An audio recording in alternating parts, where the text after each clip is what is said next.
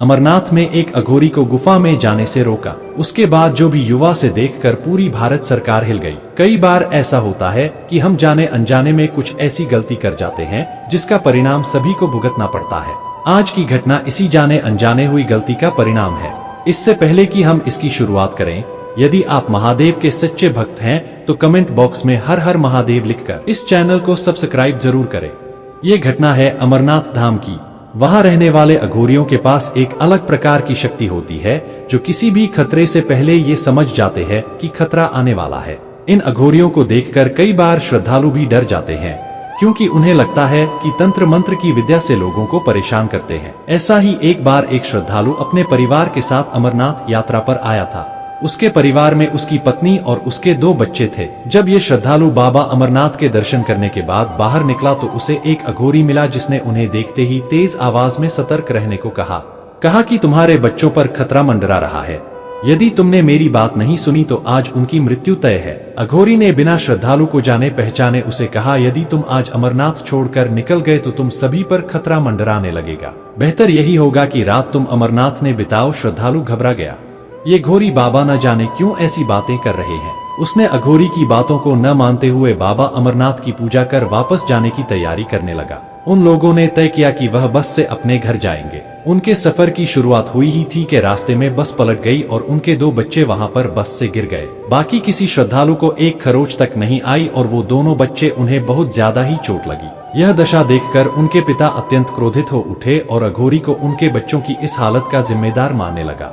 उसे लगा कि उसने कोई जादू किया हुआ है, कोई तंत्र मंत्र विद्या के द्वारा उनके बच्चों को नुकसान पहुंचाया गया है, क्योंकि उसने उनकी बात नहीं मानी। और इस आक्रोश में श्रद्धालु ने पुलिस स्टेशन में जाकर अघोरी पर एक कंप्लेंट दर्ज कर दी। कंप्लेंट दर्ज होने के बाद पुलिस साथ ही साथ सरकार ऐसी इस मैटर को सीरियस तरीके से लेने लगे। तुरंत उस अघोरी के खिलाफ अरेस्ट वारंट जारी कर दिया।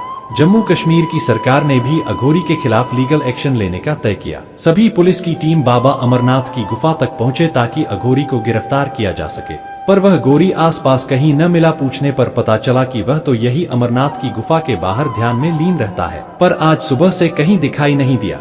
पुलिस को लगा कि पुलिस से बचने के लिए वो कहीं छुप कर बैठा हुआ है। उन्होंने तय किया कि वो बाद में आकर अघोरी को गिरफ्तार कर। अगले दिन फिर उस अघोरी की तलाश में पुलिस आई और इस बार वो वहीं अमरनाथ की गुफा के पास बैठकर ध्यान कर रहा था। जब पुलिस अघोरी को अपने साथ ले जाने के लिए कहने लगे तो उन्होंने कहा कि ठीक है, पर मुझे पहले अमरनाथ बाबा के दर्शन कर लेने दो, फिर मैं तुम्हारे साथ चलूंगा। पर पुलिस ने यह बात नहीं मानी और लगातार जिद करने लगे के साथ चले। वहां उस अघोरी का एक शिष्य दौड़ते दौड़ते आ पहुंचा। उसने कहा कि उन्हें अपने साथ मत लेकर जाओ, बहुत अनर्थ हो जाएगा। जानते नहीं हो कि यह कौन है, पर फिर भी कंप्लेन के हिसाब से उन्हें गिरफ्तार कर लिया। थोड़ी ही देर में पूरे अमरनाथ में इतने सुनहरे मौसम में भी अंधेरा छा गया। काले बादल मंडराने लगे कि जैसे अघोरी के कैद होने से बाबा अमरनाथ भी अपने आप को कैद महसूस कर रहे हैं। देखते ही देखते 2 दिन हो गए उस अघोरी को कैद हुए और पूरा जम्मू कश्मीर त्रासदी झेलने लगा। जम्मू कश्मीर के साथ ही पूरी भारत सरकार अमरनाथ की इस हालत को देखकर चौंक गई। अमरनाथ में श्रद्धालु तो आते थे पर बाबा अमरनाथ के दर्शन नहीं कर पाते थे। श्रद्धालु अत्यंत परेशान होने लगे कि आखिर माजरा क्या है, अमरनाथ 2 दिन से अंधेरे में क्यों है। यहाँ के आसपास के साधुओं से पूछने पर उन्होंने अघोरी की पूरी कहानी बताई। ये कोई आम अघोरी नहीं है, ये महादेव का रूप है। धरती पर न जाने इस यात्रा में आने लोगों में पता नहीं कितनों की जान बचा चुके हैं। यह अघोरी बाबा हर रात यह अघोरी बाबा महादेव से बात करते हैं और फिर बात करने के बाद सोते हैं। जब से इनको गिरफ्तार किया गया है, महादेव ने अपना मुख तक नहीं दिखाया है। जिस श्रद्धालु ने अघोरी की बात नहीं मानी थी और अपने बच्चों के साथ हुई घटना का जिम्मेदार उन्हें बता दिया था, उसे भी अपनी गलती का एहसास हुआ और वह तुरंत आकर अपनी कंप्लेंट को वापस लेकर अघोरी बाबा से माफी मांगी। अघोरी बाबा सीधे ही वहां से गायब हो गए और जो अंधेरा था वह अब रोशनी में बदल चुका था। चारों तरफ मानो दिन सही हो गया था।